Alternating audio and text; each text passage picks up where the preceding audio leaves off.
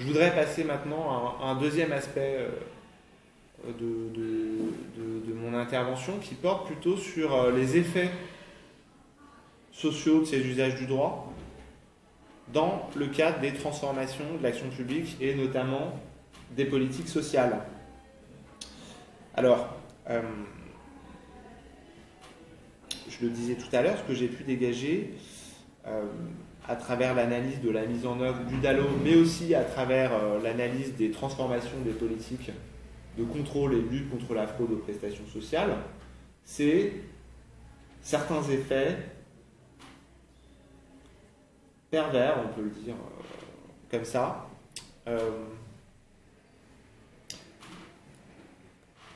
des effets pervers en termes de discrimination, notamment. C'est ce que j'ai pu mettre en valeur à travers des analyses statistiques des décisions administratives sur la base des recours au DALO, mais aussi, on va le voir un peu plus tard, sur la base des contrôles menés dans le cadre de la lutte contre la fraude. Alors, en ce qui concerne tout d'abord le droit au logement opposable, alors j'ai montré tout à l'heure que les populations, enfin, les individus qui ont recours au DALO sont socialement diversifiés malgré certaines formes d'homogénéisation qui peuvent être liées à le fait de leur apposer une étiquette DALO. Alors il se trouve que les commissions paritaires départementales qui rassemblent à la fois des représentants de l'État, des élus des collectivités territoriales, des associations, j'en oublie, des bailleurs sociaux, en fait, vont traiter de façon profondément différentielle les recours en fonction de la situation sociale des requérants. Donc, je dis différentielle pour ne pas dire discriminatoire. En fait,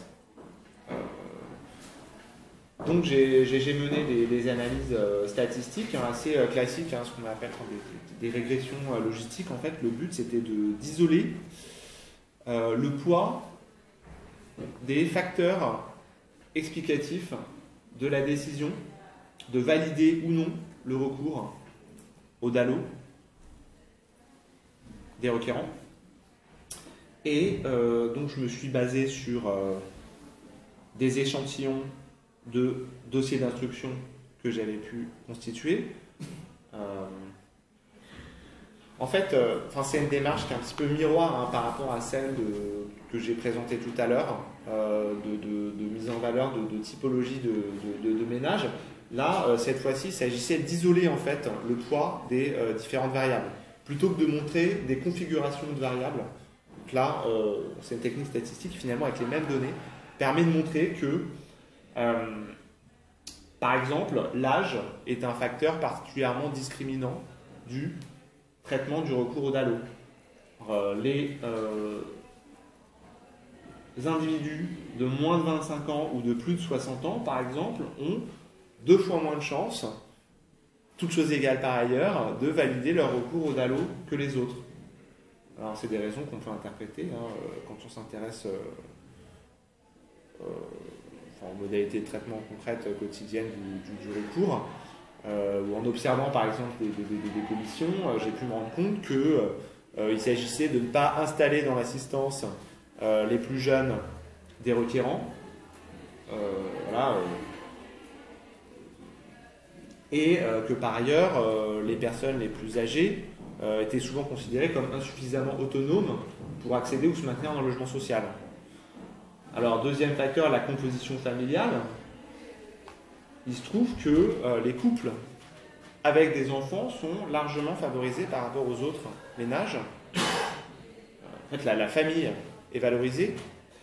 Et évidemment, le fait d'avoir des enfants constitue, aux yeux des pouvoirs locaux, des pouvoirs publics, une situation plus urgente que celle des personnes seules, que ce soit des hommes ou des femmes. Mais finalement, les familles monoparentales vont se voir discriminées par rapport aux couples avec des enfants. Alors, c'est lié aux facteurs économiques, en grande partie. Dès lors que des couples avec deux actifs vont avoir des revenus supérieurs à des mères isolées, dans l'essentiel des cas. Sachant que le revenu qui ne fait absolument pas partie des critères légaux d'application de la loi DALO est largement pris en compte dans le cadre des décisions des commissions. Enfin, c'est quelque chose qui n'est même pas nié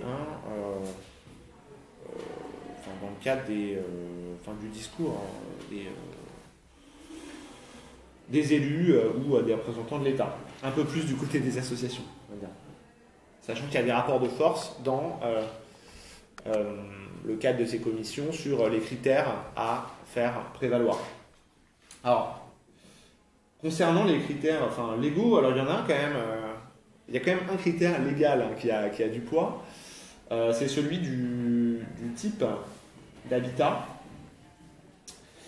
Mais pour le coup, il n'a pas, finalement, ce ne sont pas les situations dont on pourrait s'attendre à ce qu'elles soient considérées comme les plus urgentes, qu'ils le sont considérées comme urgentes. Je disais tout à l'heure que les personnes dépourvues de logement, sans domicile fixe, ont beaucoup moins de chances que les autres de valider leur recours au DALO. D'après les traitements statistiques que j'ai pu opérer, ils ont 3 fois moins de chances. Finalement, quand on est sans abri, on a paradoxalement 3 fois moins de chances que les autres requérants, toutes choses égales par ailleurs, de valider son recours. Alors pourquoi? On peut se demander. Parce que, évidemment, il y a des corrélations avec les variables de revenus. Il y a aussi des corrélations avec des questions d'âge ou, de manière plus générale, un constat qui va être fait de la part des acteurs institutionnels de l'habitat, selon lequel les personnes dépourvues de logement sont finalement celles qui présentent les plus grandes difficultés à reloger. Ce ne sont pas des ménages désirables pour les bailleurs sociaux, et encore moins pour les élus locaux, sachant que ça peut être corrélé avec le statut de personnes sans domicile, peut être corrélé avec l'octroi du RSA, ce qui va peser sur les finances locales, etc.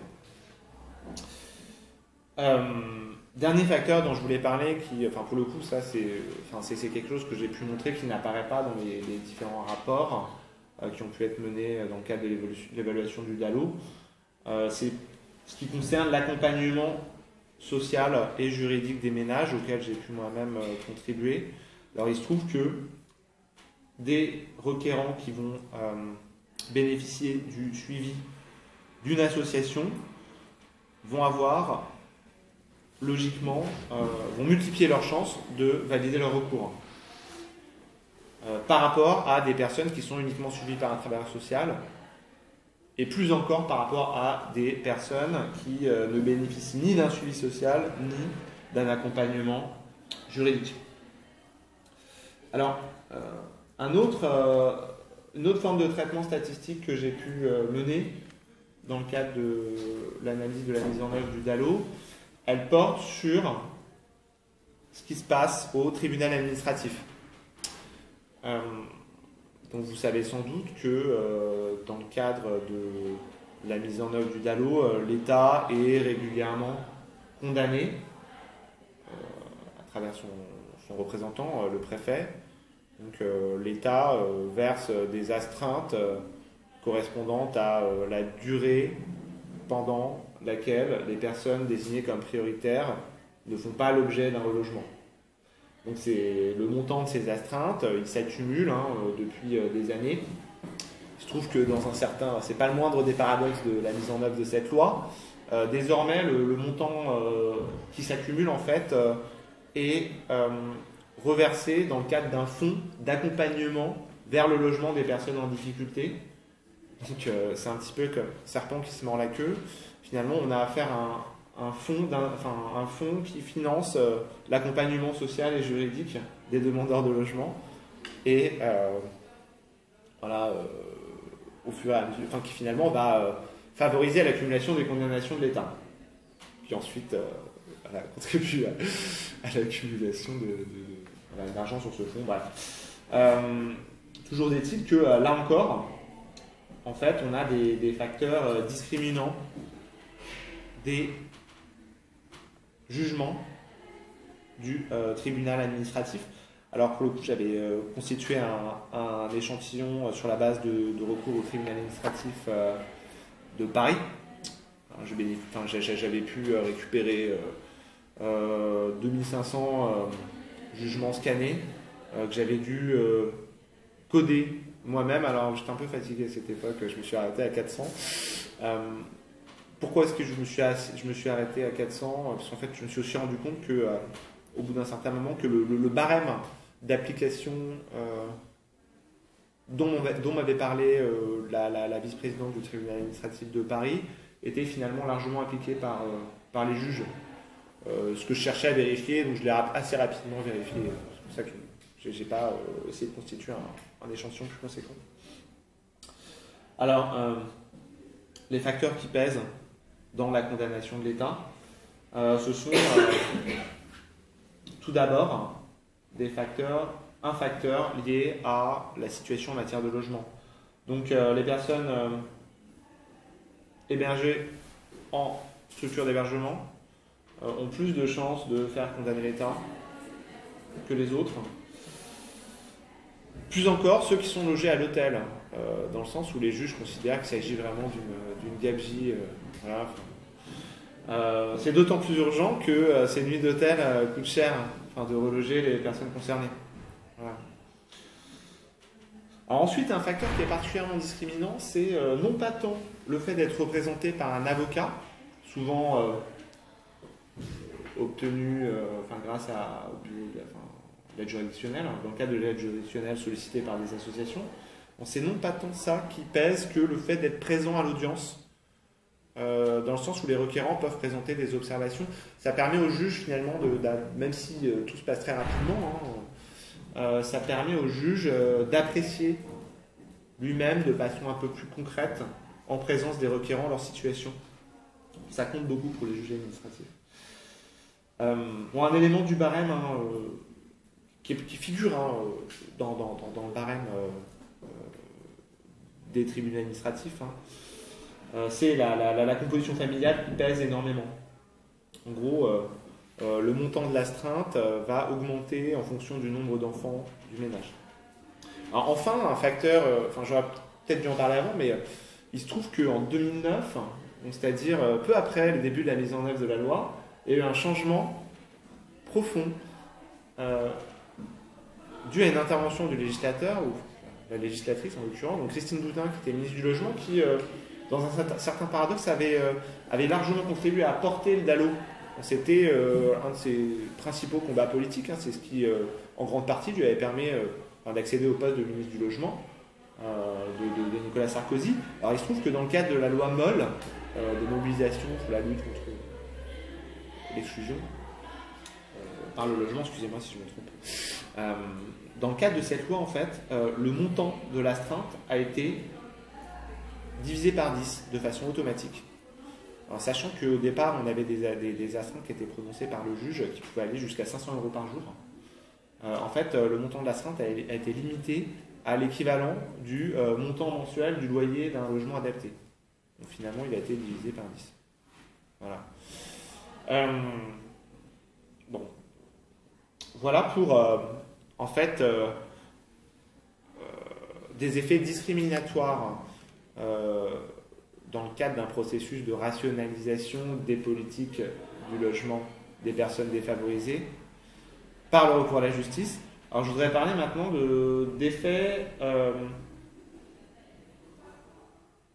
en termes de ségrégation spatiale. Après avoir mis en valeur des effets de discrimination sociale, j'ai pu montrer, en étudiant le processus de relogement et en procédant là encore à des traitements statistiques et cartographiques, des effets de ségrégation. En fait, donc alors cette carte, que je ne sais pas si on peut la montrer de façon... voilà, je ne sais pas ce que ça donnera sur la vidéo. Donc cette carte, en fait, elle a été publiée dans le magazine Alternative économique Donc j'avais été interrogé à l'époque par des journalistes. C'était en rapport avec l'actualité politique. Il se trouve que Manuel Valls s'était fendu d'une intervention dans le cadre de laquelle il affirmait que l'application de la loi Dallot contribuait à alimenter des terreaux pour le terrorisme. En fait, finalement, je m'étais retrouvé à confirmer d'une certaine manière le discours de Manuel Valls, un petit peu contre mon gré, dans le sens où c'est quelque chose dont les pouvoirs publics ont eu conscience assez tôt. En fait, le fait est que les logements sociaux qui sont disponibles pour reloger les ménages Dallot sont le plus souvent situés dans les quartiers les plus défavorisés des grandes agglomérations, que ce soit en région parisienne ou dans le cadre de la communauté urbaine de Strasbourg, pour laquelle je disposais de données exhaustives. En fait, ce que j'ai pu montrer, c'est que les logements qui étaient proposés se situaient de façon quasi systématique dans ce qu'on appelle les iris. Donc, ce sont des îlots en fait, de 2000 habitants qui sont caractérisés par l'INSEE en fonction notamment du revenu fiscal médian. C'est ce qui permet aujourd'hui, donc avant, j'ai fait ces cartes avant, mais aujourd'hui les quartiers prioritaires de la politique de la ville sont uniquement définis sur cette base. Donc en gros, ce que j'avais pu montrer avant l'émergence de cette catégorie de quartiers prioritaires de la ville, c'est que les relogements prioritaires s'effectuaient uniquement dans des quartiers prioritaires. Voilà, donc en fait, j'ai pu réactualiser certains éléments du débat droit au logement contre mixité sociale. Donc en mettant en valeur des effets de ségrégation territoriale, malheureusement liés à la mise en œuvre de la loi Dallot. Alors, en fait, il se trouve que pour faire un lien entre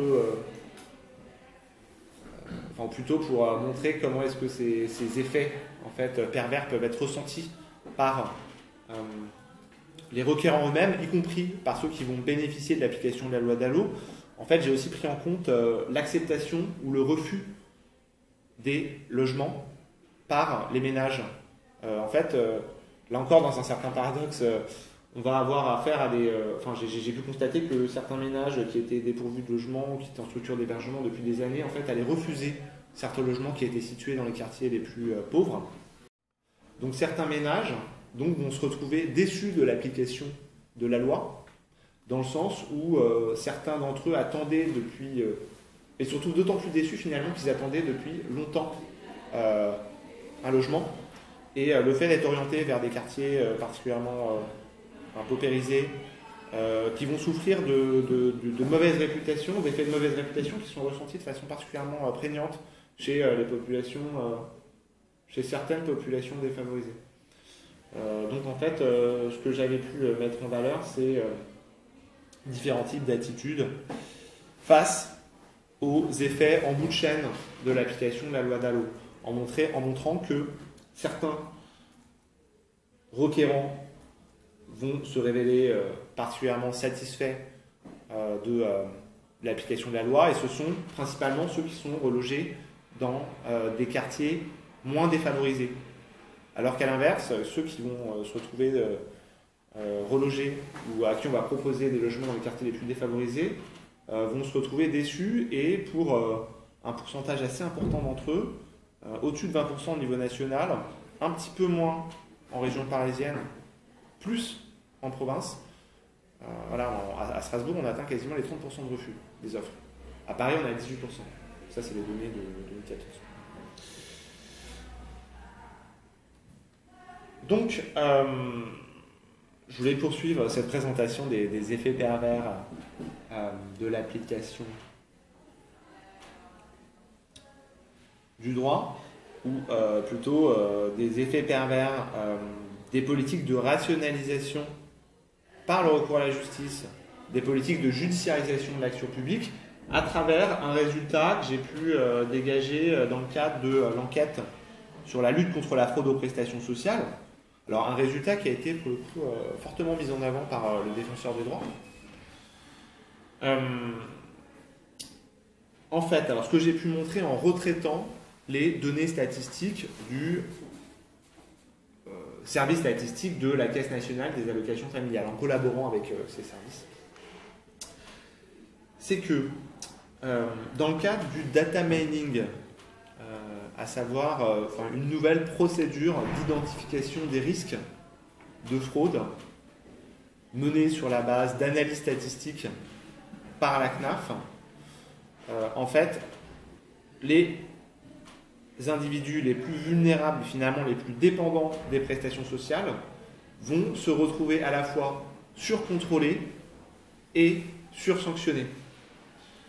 Alors c'est un effet discriminatoire des politiques de lutte contre la fraude qui a été souligné et exprimé comme tel par le défenseur des droits. Là je suis un petit peu sorti d'un état paranoïaque en quelque sorte, dans le sens où voilà, je me disais mais c'est pas possible, c'est complètement discriminatoire ce que fait la CNAF, personne ne le dit, on se retrouve en porte-à-faux par rapport à l'institution, dans le sens où on nous commande un rapport et on arrive à des résultats.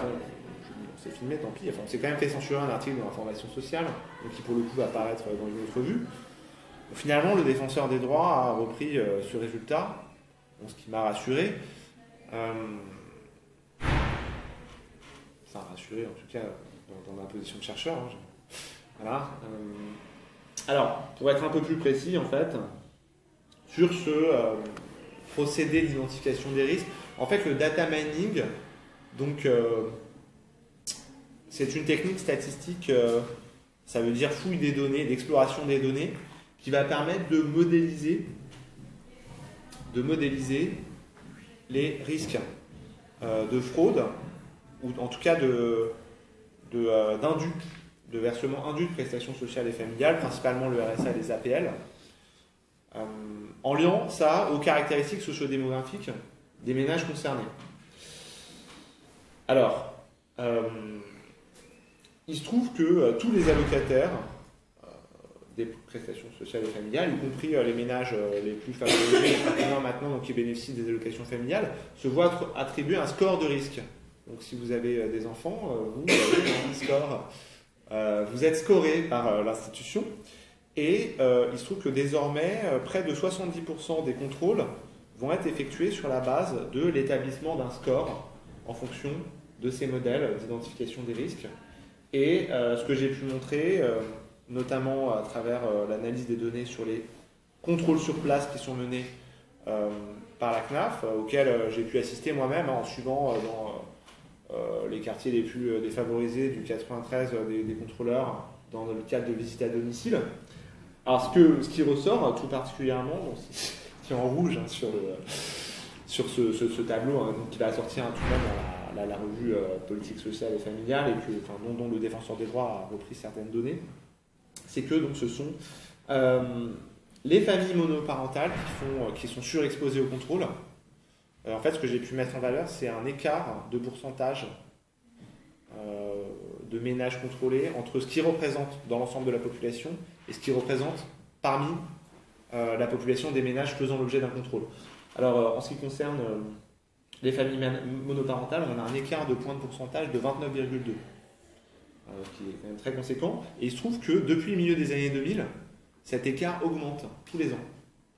C'est la même chose en ce qui concerne l'âge des enfants. Alors, il se trouve que les ménages qui présentent des enfants qui sont en âge de travailler, en fait, vont être fortement surcontrôlés. Parce qu'ils vont être soupçonnés de cacher des ressources. La situation professionnelle, évidemment, les personnes inactives sont à la fois plus souvent contrôlées et font ultérieurement plus souvent l'objet de sanctions que les autres. Et ménages qui perçoivent le RSA vont être beaucoup plus souvent contrôlés que les autres. Ce qui présente un caractère discriminatoire, notamment au regard de l'article 14 de la Convention européenne des droits de l'homme, et d'autre part au regard du critère de discrimination qui est introduit par la loi du 24 juin 2016 sur la vulnérabilité résultant de la situation économique. En fait, c'est une évolution finalement de la loi qui rend en fait cette pratique de la CNAF discriminatoire. Sachant que ça, j'ai pas pu montrer statistiquement, mais c'était déjà fait recadrer parce qu'il y a aussi également un surcontrôle, on aura pu s'en douter, des personnes de nationalité extra-européenne. Alors, je vais conclure. Après vous avoir donc mis en valeur différents usages du droit et différents effets de la judiciarisation des politiques publiques et notamment des politiques sociales. Alors pour essayer de monter un petit peu en généralité, ce que j'essaye de faire, c'est de discuter une thèse particulièrement actuelle et qui me semble particulièrement importante. C'est celle qui va être défendue par Alain Suppiot ou d'autres éminents chercheurs comme Fritz Scharf sur en fait une forme d'opposition entre gouvernement par le droit et gouvernement par les nombres, par les chiffres.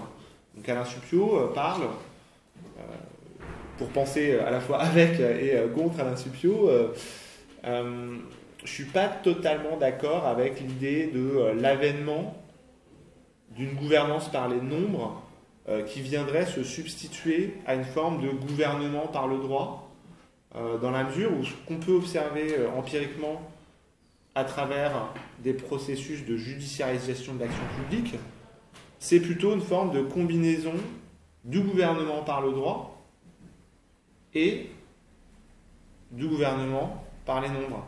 Une forme de combinaison de dispositifs juridiques et statistiques. Donc finalement, le recours à la justice,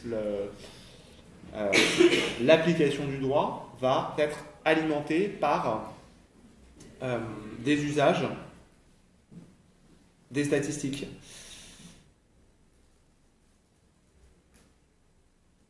Voilà, enfin, c'est ce que j'ai essayé de montrer à travers quelques usages et quelques effets du recours croissant à la justice dans les politiques sociales, donc des usages qui sont à la fois socialement différenciés et qui produisent des effets limités en termes de rationalisation de l'action publique, voire des effets pervers, discrimination, ségrégation, on pourrait presque dire, on pourrait le dire même, accroissement des inégalités sociales. Alors, pour terminer, ce que j'essaye de montrer, ce sont des processus de rationalisation en valeur et en finalité par le recours à la justice qui présentent des limites et des effets pervers. Alors, qu'est-ce que j'entends par rationalisation en valeur et en finalité à travers le cas du DALO? Par exemple, c'est le fait d'envisager une restauration de la dignité des personnes défavorisées à travers leur recours à la justice, le fait de pouvoir faire valoir son droit jusqu'au tribunal. Alors cette restauration de la dignité des personnes mal logées ou dépourvues de logement, il se trouve que cette dignité elle va rester en suspens dans le sens où le droit va être appliqué de façon limitée. Et d'autre part, on assiste à une forme de rationalisation limitée dans le sens où le recours au droit, qui est supposé fournir une représentation des besoins prioritaires et urgents en matière de logement, va fournir une estimation biaisée, dans le sens où toutes les personnes mal logées ou dépourvues de logement ne sont pas capables de faire valoir leurs droits.